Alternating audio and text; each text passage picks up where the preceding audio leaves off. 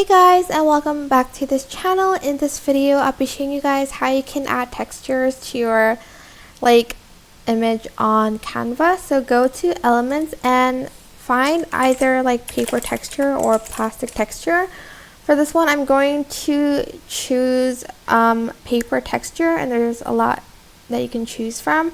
I am just going to add in this one, and I'm just going to put it kind of above all of the text, all of the images I have.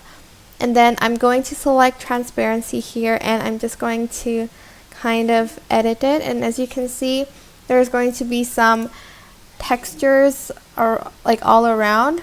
I think it's just going to go on the background, but if you want it to be on top, just select detach image from background, and hopefully it's going to be on top of everything. Okay, as you can see, don't select the kind of background part. It's going to be on top of everything like so. That is basically how you can add textures to your image on Canva. I hope this tutorial was helpful for you guys.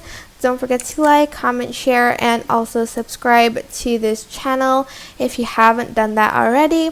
If you have any questions, just leave it in the comment section down below, and I will try my best to answer them all for you. Thank you so much for watching. Bye!